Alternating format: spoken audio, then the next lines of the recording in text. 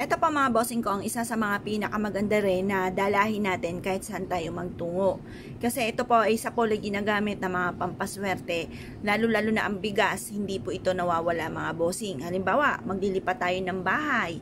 Unang pasok sa bahay, hindi nawawala ang bigas. Ganon din po yung asin, tubig, at saka asukal. Ganon din po sa unang pasok sa ating negosyo, ito hindi rin ito nawawala.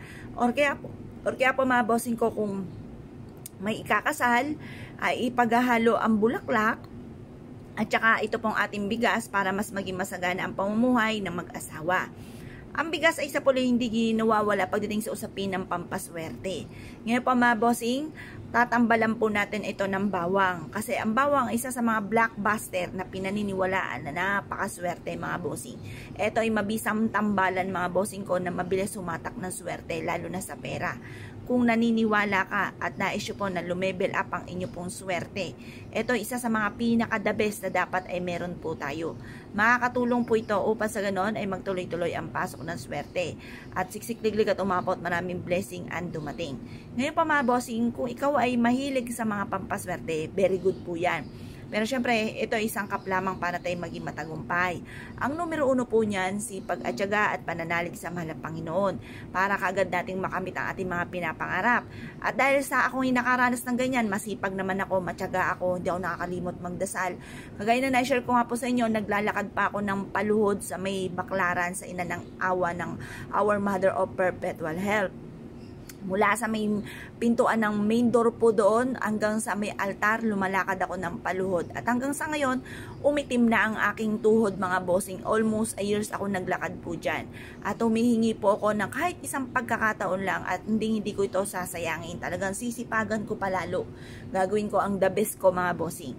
Ngayon pa mga bossing, at ito hindi rin ako makapaniwala sa mga blessing na dumating. Kaya ito po yung tinambalan ko ng pampaswerte kasi ako nga po ay masipag, matyaga, hindi nakakalimot magdasal. Ako nga po ay lumakad pa ng paluhod pero dumating pa rin ang punto mga bossing ko na nawala na ako ng pamasahe papuntang Baklaran. Sabi sa akin ng mister ko, sa bahay na lang ako magdasal.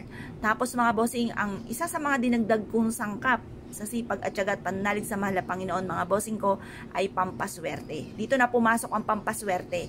At yun nga po mga bossing ko, meron tayong pantaboy ng kamalasan, panghatak ng swerte para tuloy-tuloy ang swerte.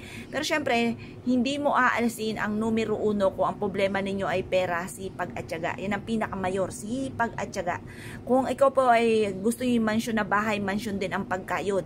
Kung gusto nyo po mga bossing ko ng maraming sasakyan, marami din ang kayod. Ngayon po mga bossing, magsimula tayo sa sipag at tiyaga, diskarte, pananalig sa mahal na Panginoon at pampaswerte.